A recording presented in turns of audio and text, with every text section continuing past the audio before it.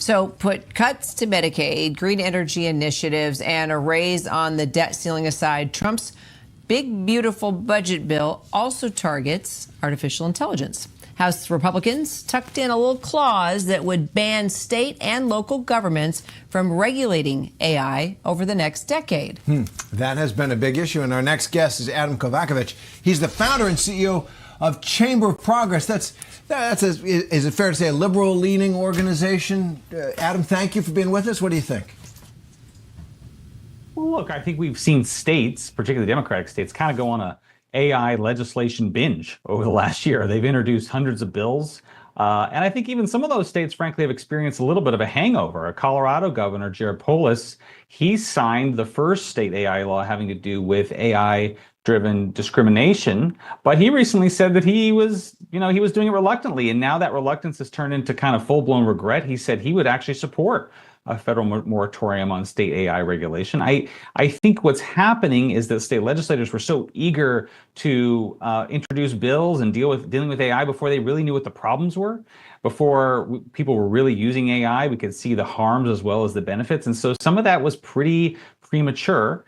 And I think that, frankly, some of that, probably was ill-advised, which I think is kind of driving this push for a federal moratorium.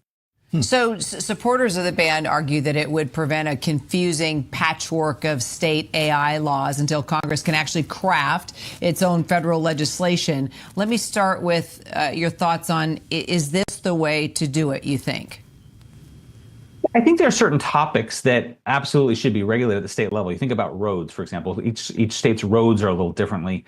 But AI, it's not really clear to me that that is something that needs to be regulated or is best regulated at the state level. I think we should have federal AI regulation, just as we should have federal consumer privacy regulation. Congress spent probably 2 years working on that. When you talk about AI, the internet, these are generally kind of borderless services across states.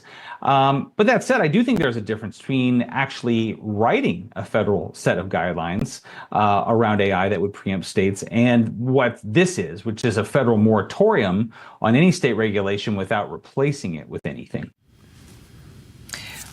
I think it's important to point out that it's no secret that Trump has had campaign contributions from folks in AI. He's got a lot of good buddies in artificial intelligence. Is it possible that he doesn't regulate at all? Well, and if I could just add one little fillip to that, this is the gigantic money business of the present and certainly of the future.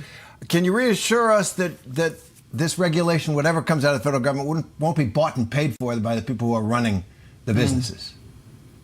Well, I think you have two things going on. One of the things you hear a lot of from the Trump administration is we have to beat China in AI. And I agree with that. That's something that is an existential level challenge. And I think one of the things you're seeing is the Trump administration actually displaying a degree of seriousness about that challenge.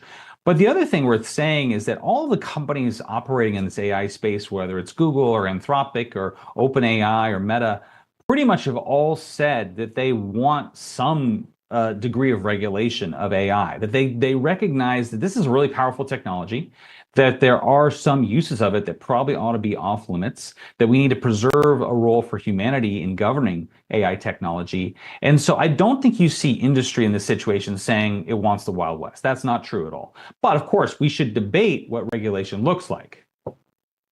It's a fascinating area. Adam Kovacevich, thanks very much. Hope we see you again.